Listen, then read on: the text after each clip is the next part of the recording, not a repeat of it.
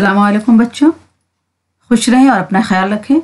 आपके असबाक का सिलसिला शुरू करते हुए मैं आपको पढ़ाऊँगी सर सैयद मरहूम और उर्दू लिटरेचर जो शिबली नोमानी की लिखी हुई है। ये एक मज़मून है। शिबली नोमानी ने इस मज़मून में जिस बात की तरफ हमारी तवज्जो मबजूल कराना चाहिए है वो ये है कि एक फ़र्द जब पुख्ता इरादा कर ले और खुलूस नियत से कुछ करना चाहे तो फिर उसकी राह में कोई मुश्किल हायल नहीं हो सकती। जब हिंदुस्तान की आज़ादी के वक्त 1857 ईस्वी में गदर हुई तो उस वक्त मुसलमानों की बहुत बर्बादी हुई और मुसलमानों की बर्बादी ने जिस शख्स को सबसे ज़्यादा बेकरार किया वो सर सैयद अहमद ख़ान थे। उन्होंने कोशिश की कि मुसलमानों को इनका खोया हुआ वक़ार फिर से हासिल हो जाए। नसर निगार वो खुद थे। उन्होंने अपने मज़ामीन के ज़रिया सूतों को झिंझोड़ा और कौम के मुर्दा जिस्मों में ज़िंदगी की लहर दौड़ा दी। तो आइए आज उन्हीं की मज़मून पढ़ेंगे। सबसे पहले हम जानते हैं कि मज़मून क्या है। मज़मून के बारे में जानते हैं, फिर शिबली नोमानी की हालत ज़िंदगी मुख्तसर तौर पर पढ़ेंगे, फिर इसका मज़मून पढ़ेंगे सर सैयद अहमद का लिटरेचर। ठीक है, बिस्मिल्लाहिर्रहमानिर्रहीम। उर्दू में मुख्तसर मज़मून की रवायत को 19वीं सदी के दौरान बहुत तरक्की मिली। ये मुख्तसर मज़मून है जो लिखते हैं, जो आपके एग्ज़ाम में भी आता है लिखने के लिए कि बच्चों अपने मुल्क पर मज़मून लिखें, किसी खेल पर, क्रिकेट पे मज़मून लिखें, हिंदुस्तान की आज़ादी पे मज़मून लिखें, टीवी पे मज़मून लिखें। तो इस तरह के जो आप मज़मून लिखते हैं, तो ये जो मुख्तसर मज़मून की रवायत को 19वीं सदी के दौरान बहुत तरक्की मिली। मज़मून निगारी नसर की बाज़ाब्ता सिर्फ नहीं है। ये जो मज़मून निगारी है नसर की, नसर जो हम लिखते हैं कहानी और किसी चीज़ पर भी मौजू, जो किसी मौजू पर कुछ भी लिखते हैं, तो ये क्या नसरी बाज़ाब्ता सिर्फ नहीं है। बहुत से लिखने वालों ने किसी ख्याल, तजुर्बे, वारदात को मुरतब अंदाज में इस तरह पेश किया कि इससे खुद ब खुद एक शक्ल बन गई और मज़मून कहलाई। लिखने वाले में क्या क्या कि किसी ख्याल, जब हम कहीं घूमने जाते हैं तो उस तजुर्बे को हम लिखते हैं, या कोई वारदात होता है तो उसे हम मुरतब करके लिखते हैं, तरतीबवार लिखते हैं। तो इस तरह लिखते लिखते क्या हो गया, खुद ब खुद इसकी एक शक्ल बन गई और ये मज़मून कहलाई। सर सैयद और उनके मासरीन ने मज़मून निगारी को समाजी इस्लाह के एक वसीले के तौर पर इस्तेमाल किया। सर सैयद और उनके वक्त में जो लोग थे उन्होंने क्या किया, मज़मून निगारी को समाजी इस्लाह के लिए, यानी समाज की सुलह के लिए, सही करने के लिए के वसीले के तौर पर इस्तेमाल किया। समाजी मौज़ूआत के अलावा इल्मी, अदबी, फ़लसफ़ियाना और तहज़ीब व माशरती मौज़ूआत पर भी मज़ामीन लिखे गए।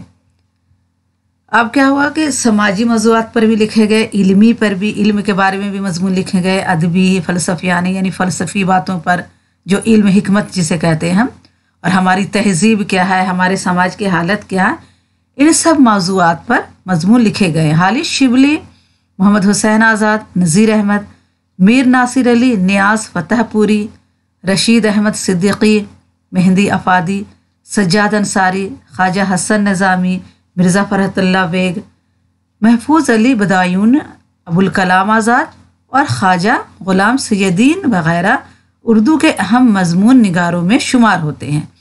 ये सारे नाम जो हैं ये सब कौन है, मज़मून निगार हैं। मुख्तसर मज़मून की ही एक शक्ल इंशाइया भी है। अब जब इंशाइया हम पढ़ते हैं तो ये क्या है, मुख्तसर मज़मून की ही एक शक्ल है। इंशाइया में आम तौर पर मज़ा और तंज़ या खुश मिजाजी का रंग होता है। जब हम मज़ा लिखते हैं तो उसमें क्या होता है, तंज़ होता है या खुश मिजाजी होती है, यानी अच्छी खुशी हंसी मजाक वाली बात होती है। इंशाइया निगार अक्सर अपने हवाले से या अक्सर अपने ही बारे में बातें करता है। अच्छे इंशाइयों में तख्लीकियत का अंसुर नुमाया होता है। जो अच्छे इंशाइया निगार होते हैं उसमें तख्लीकियत का अंसुर नुमाया होता है, यानी वो कुछ तख्लीक करते हैं, कुछ अच्छी तरह से लिखते हैं। आइए आगे पढ़ते हैं। शिबली नोमानी, इनकी पैदाइश 1857 ईस्वी में हुई और इनका इंतकाल 1914 ईस्वी में हुआ। बच्चों, अगर आपने हमारे चैनल को अभी तक सब्सक्राइब नहीं किया है तो एक बार ज़रूर सब्सक्राइब करें, पसंद आए तो लाइक करें और अपने दोस्तों को वीडियो ज़रूर शेयर करें ताकि आपके दोस्त भी इससे फ़ायदा हासिल कर सके। और बच्चों, एक बात ज़रूर कहूँगी कि आप वीडियो स्किप करके बिल्कुल नहीं देखें, वीडियो पूरी देखें ताकि आपको पूरा सबक अच्छे समझ में आ जाए اور آپ کے سارے کنسیپٹ کلیئر ہو جائے. ٹھیک ہے. شبلی اعظم گڑھ میں پیدا ہوئے. انہوں نے ابتدائی تعلیم وطن میں حاصل کی اور مولانا فاروق چریا کوٹی اور اس زمانے کے دوسرے ممتاز اہل علم سے فیض حاصل کیا. شبلی کہاں پیدا ہوئے؟ علی گڑھ میں پیدا ہوئے، اعظم گڑھ میں پیدا ہوئے، اور انہوں نے ابتدائی تعلیم وطن میں حاصل کی یعنی اعظم گڑھ میں حاصل کی، اور مولانا فاروق چریا کوٹی اور اس زمانے کے دوسرے ممتاز اہل علم سے فیض حاصل کیا یعنی فائدہ حاصل کیا. 1884 عیسوی میں شبلی علی گڑھ آ گئے. یہاں انہیں تدریس کے ساتھ ساتھ پڑھنے لکھنے کا بھی خوب موقع ملا، یعنی انہیں یہاں نے تدریس کیا، درس پڑھانے اور پڑھنے کا بھی کام کیا. سر سید کے ساتھ رہنے اور کام کرنے کے بعد شبلی کے ذہن اور علم نے بہت ترقی کی اور وہ مسلمانوں کی قومی زندگی کے اہم مسائل سے روشناس بھی ہوئے. اب یہاں کیا ہوا، انہیں سر سید کے ساتھ رہنے کا موقع ملا اور اس وقت انہیں ذہن اور علم کو کیا ہوا، بہت ترقی مل گئے. جب کسی اچھے انسان کا ساتھ مل جاتا ہے تو کیا ہوتا ہے، دوسرے لوگوں کو بھی اس سے بہت فائدہ حاصل ہوتا ہے اور اس کے ذہن میں کیا ہوتا ہے، بہت ترقی ہوتی ہے، سوچنے سمجھنے کی صلاحیت اور اچھی ہو جاتی ہے اور وہ لوگ زیادہ علم حاصل کرتے ہیں اور فائدہ حاصل کرتے ہیں ایسے لوگوں سے. تو شبلی نعمانی نے کیا کیا، سر سید کے ساتھ رہ کر بہت فائدہ حاصل کیا اور وہ مسلمانوں کی قومی زندگی کے اہم مسائل سے روشناس ہوئے، یعنی ان کے بارے میں، ان کے متعلق انہیں معلومات ہوئی. انہوں نے روم و شام اور مصر کا سفر کیا. کچھ روز حیدرآباد کے دارالترجمہ میں بھی کام کیا، پھر لکھنؤ میں ندوۃ العلماء سے وابستہ رہے. آخری عمر میں اپنی آبائی وطن اعظم گڑھ چلے گئے. یہاں انہوں نے دارالمصنفین قائم کیا جو شبلی اکیڈمی کے نام سے بھی جانا جاتا ہے. اپنے آخری عمر میں وہ کہاں آ گئے، اپنے آبائی وطن اعظم گڑھ آ گئے اور یہاں انہوں نے دارالمصنفین قائم کیا جو شبلی اکیڈمی کے نام سے بھی جانا جاتا ہے. یہ سب چھوٹی چھوٹی باتیں بہت یاد رکھنے کی ہیں کیونکہ یہ MCQ میں 1 نمبر کے کوشچن میں آتا ہے.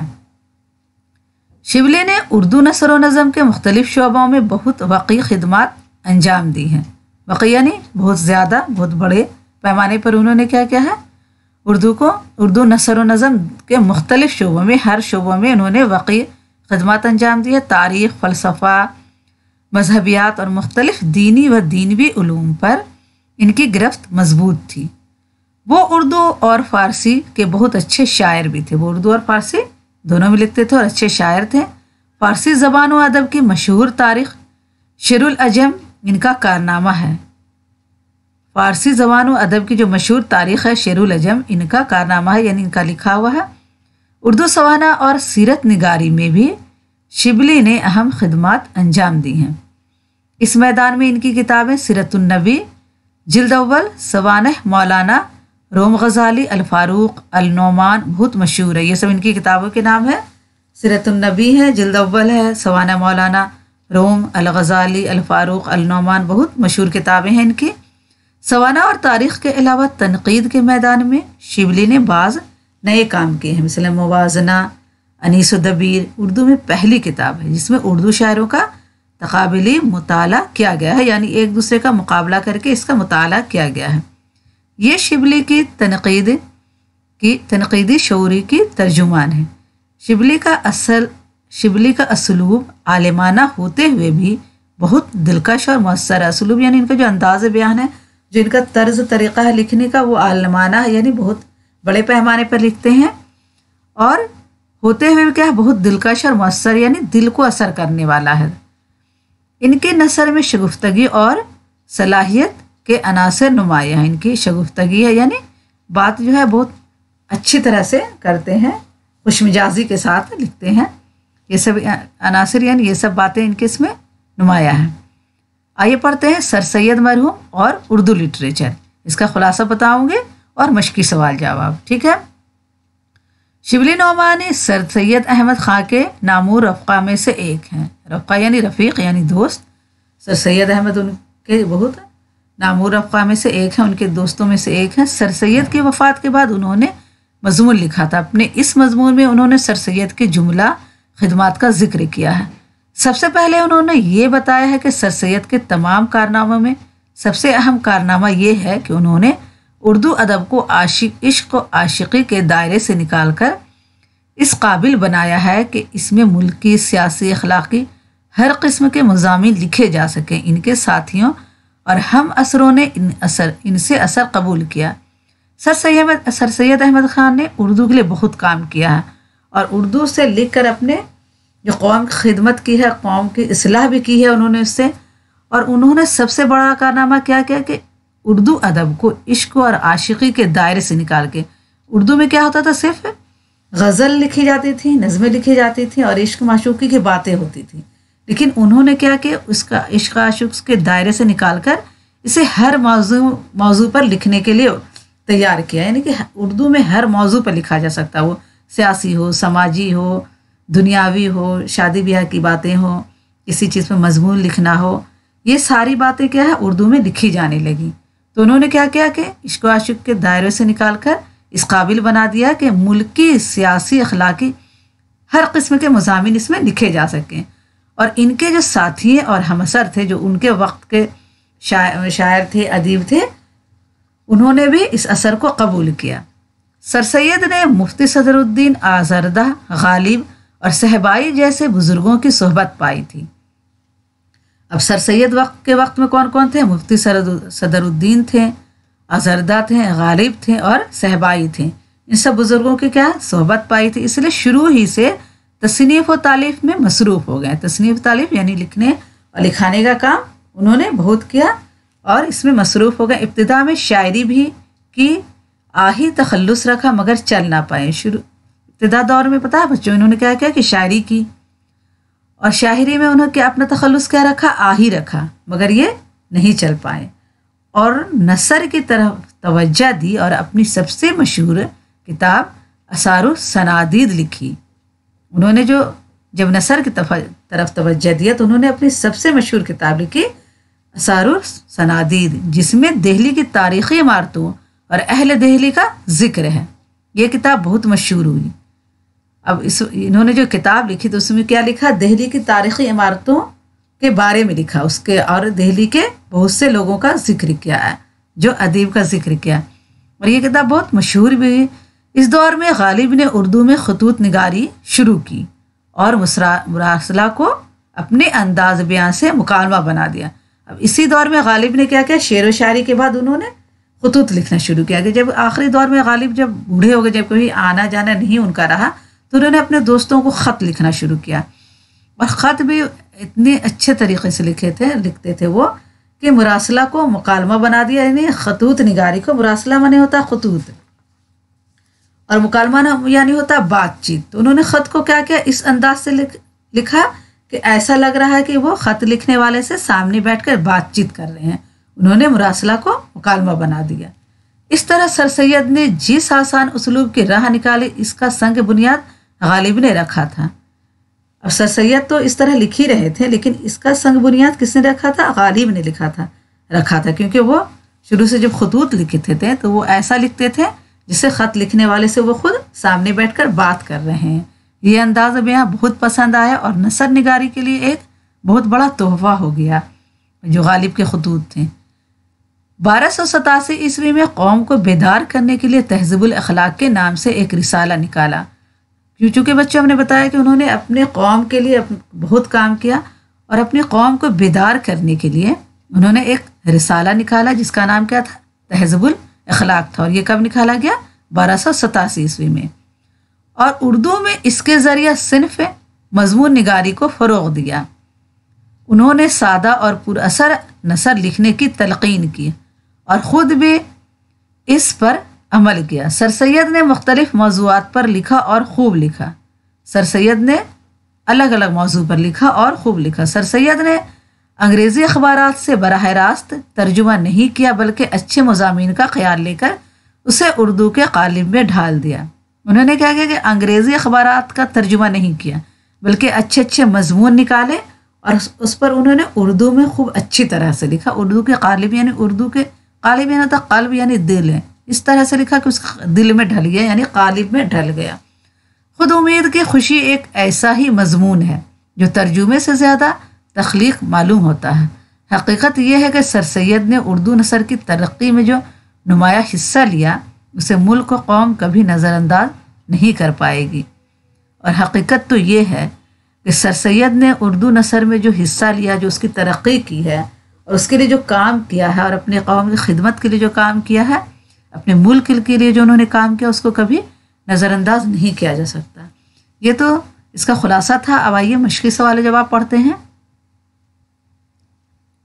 سوال نمبر 1 ہے، شبلی نے سر سید کی 1847 میں لکھی کتاب، جس کتاب کا ذکر کیا ہے، اس کا نام اور موضوع لکھیں۔ تو جواب لکھیں گے کہ سر سید نے 1847 عیسوی میں جس کتاب کو لکھا تھا، اس کا نام آثار الصنادید ہے۔ اس کتاب میں دہلی کی تاریخی عمارتوں کا ذکر ہے اور ان کی تصاویر ہیں۔ اس کے علاوہ دہلی کے ممتاز لوگوں کا بھی اس میں ذکر کیا گیا ہے۔ یہ کیا؟ سر سید نے 1847 عیسوی میں جس کتاب کو لکھا تھا، اس کا نام کیا تھا؟ آثار الصنادید ہے، اور اس کتاب میں دہلی کی تاریخی عمارتوں کا ذکر ہے۔ دہلی میں جتنی بھی تاریخی عمارتیں ہیں اس کا ذکر ہے، اور اس کے علاوہ دہلی کے ممتاز لوگوں کا بھی اس میں ذکر کیا گیا ہے۔ سوال 2 ہے، سر سید کی انشا پردازی کا کیا کمال بتایا گیا ہے؟ انشا پردازی ہوتا ہے مضمون نگاری، مضمون لکھنے کا طریقہ۔ تو جواب لکھیں گے، سر سید کی انشا پردازی کا سب سے بڑا کمال یہ ہے کہ انہوں نے ہر قسم کے مختلف مضامین پر کچھ نہ کچھ بلکہ بہت کچھ لکھا ہے، اور جس مضمون پر لکھا ہے اس درجہ پر پہنچا دیا ہے کہ اس سے بڑھ کر ناممکن ہے۔ سر سید نے انشا پردازی یعنی مضمون نگاری کا سب سے بڑا کمال یہ کہ انہوں نے ہر قسم کے مختلف مضامین موضوع پر لکھا ہے اور بہت کچھ لکھا، اور جس مضمون پر لکھا اس درجہ پر پہنچا دیا کہ اس سے بڑھ کر ناممکن ہے۔ سوال 3 ہے، انگریزی مضامین کو اردو میں لکھنے کے لیے سر سید نے کیا طریقہ اختیار کیا؟ تو جواب لکھیں گے، انگریزی کے خیالات اردو میں اردو کی خصوصیات کے ساتھ ادا کیے۔ انگریزی کے جو خیالات تھے انہوں نے کیا کیا؟ اردو میں اردو کی خصوصیات کے ساتھ ادا کیا، جو اردو کی خاصیت ہے اس کے ساتھ ادا کیا۔ سوال 3 ہے، حالی کی مقبوضہ سرزمین سے کیا مراد ہے؟ تو جواب لکھیں گے، مضمون کے آخری میں شبلی نے موضوع کو حالی کی مقبوضہ سرزمین کہا ہے، جس کا اشارہ ہے حیات جاوید کی طرف ہے، یعنی حالی نے سر سید کی سوانح عمری لکھ کر وہاں قبضہ کر لیا ہے۔ کیونکہ آپ جانتے ہیں کہ حالی نے سر سید کی سوانح عمری لکھی ہے حیات جاوید کے نام سے، تو یہاں پر اسی کے بارے میں بتایا جاتا ہے کہ مضمون کے آخر میں شبلی نے اس موضوع کو حالی کا مقبوضہ سرزمین کہا ہے، اور جس کا اشارہ حیات جاوید کی طرف ہے، یعنی حالی نے سر سید کی سوانح عمری لکھ کر وہاں قبضہ کر لیا، یعنی ان کے اوپر انہوں نے قبضہ کر لیا سر سید کی سوانح عمری لکھ کر۔ عملی سرگرمیاں میں دیکھتے ہیں۔ سوال 1 ہے، انگریزی اخبار کی کسی رپورٹ کا ایسا ہی ترجمہ کیجیے جیسا اس سبق میں تجویز کیا گیا ہے۔ تو جواب لکھیں گے، وزیر اعظم منموہن سنگھ نے جسونت سنگھ سے کہا ہے، نام لے کر بات کیا کریں، کہانیاں سنانا بند کریں۔ اگر وہ کسی حقیقت کا پردہ فاش کرنے کے خواہش مند ہیں تو بجائے زیب داستان کے حقیقت نگاری کے میدان میں اتریں، تاکہ حقیقت کی نقاب کشائی ہو سکے اور دودھ کا دودھ اور پانی کا پانی ہو جائے۔ یہ بالکل اردو کے انداز میں لکھا گیا ہے، جیسے اردو میں لکھا جاتا ہے محاورے کے ساتھ۔ اب آئیے دیکھتے ہیں دیگر سوالات میں کیا ہے۔ سوال 1 ہے، شبلی نعمانی کے کارناموں کا جائزہ لیجیے۔ تو جواب لکھیں گے، شبلی نعمانی کا شمار سر سید کے نامور رفقا میں ہوتا ہے۔ سر سید کے نامور رفقا یعنی رفیق یعنی دوست میں، تو شبلی جو نعمانی تھے سر سید کے بہت قریبی تھے، بہت دوست تھے۔ سر سید کے ساتھ جن افراد نے اردو نثر کی ترویج و ترقی میں نمایاں حصہ لیا، ان میں مولانا شبلی نعمانی کا نام سرفہرست ہے۔ وہ ایک اچھے نقاد، سیرت نگار اور مورخ ہیں۔ ان میں تنقیدی بصیرت بھی ہے اور تاریخی شعور بھی۔ حالی کے بعد سوانح نگاری میں شبلی ہی کو شہرت ملی۔ فارسی ادب کی تاریخ میں شعر النجم حصہ چہارم میں کہیں اردو کی بات کی گئی ہے۔ اس کے علاوہ موازنہ انیس و دبیر ایک طرف شبلی کی تنقیدی بصیرت کی ترجمان ہے، تو دوسری طرف ان کی انشا پردازی کا اعلیٰ نمونہ بھی ہے۔ اردو سوانح اور سیرت نگاری میں بھی شبلی نے نمایاں خدمات انجام دی ہیں۔ سوانح مولانا روم الغزالی, الفاروق, المامون इनकी मशहूर सवाना है. इन्होंने सवाना लिखा है. मौलाना रूम, अलगज़ाली के बारे में, अलफारूक और अलमामून इनकी मशहूर सवाना है. मुवाज़ना अनीस दबीर लिखकर शिबली ने उर्दू में तकाबीली मुताला की रवायत का आगाज़ किया है. ग़ालिबन उर्दू की ये पहली किताब है जिसमें इस अंदाज से उर्दू शायरों का तकाबीली मुताला पेश किया गया है. यानी उर्दू की ये पहली किताब है मुवाज़ना अनीस दबीर, जिसमें क्या किया गया है, शायर का एक दूसरे का मुकाबला किया गया, उनके बारे में तकाबली मुकाबला यानी उनके बारे में एक दूसरे के बारे में मुताला किया गया है, बताया गया है, मुकाबले का मुताला किया गया है कि लोग किस तरह लिखते थे. ये और बात है कि मौलाना शिबली की ज़ाती पसंद ने कहीं कहीं तनकीदी बसीरत को मजरूह ज़रूर कर दिया है. शिबली का असलूब आलमाना है, वो बात दलाइल से करते हैं लेकिन अंदाज पजीर, दिल और मौसर है. उनका जो असलूब है, जो तर्ज बयान है, जो लिखने का अंदाज़ बहुत आलमाना यानी बहुत आले पैमाने का है, और वो बात को दलाइल से करते हैं यानी दलील देकर बात करते हैं, इधर उधर की बात नहीं करते, लेकिन अंदाज पजीर, दिल और मौसर है यानी दिल को पकड़ने वाला है, और मौसर यानी दिल को असर करने वाला इनका अंदाज़ है, जिसमें शगुफ्तगी भी है व सलाबत भी, अदब भी और हुस्न दिलकशी भी. आखिरी में हम यही कहेंगे कि शिबली उर्दू के मुमताज़ नसर निगारों में से एक हैं, और हम सिर्फ यही कहेंगे कि उर्दू जो शिबली हैं, शिबली नौमानी उर्दू के मुमताज़ नसर निगारों में से एक हैं. ठीक है बच्चों, अब इसका अगला सबक आपका क्या है, कहावत है. ठीक है, कहावत पढ़ाऊँगी. अगले वीडियो में फिर मिलती हूँ. अगर आपने हमारे चैनल को अभी तक सब्सक्राइब नहीं किया तो एक सब्सक्राइब ज़रूर करें, और वीडियो को लाइक करें, और अपने दोस्तों के वीडियो ज़रूर शेयर करें ताकि आपके दोस्त भी इससे फ़ायदा हासिल कर सकें. अल्लाह हाफिज़.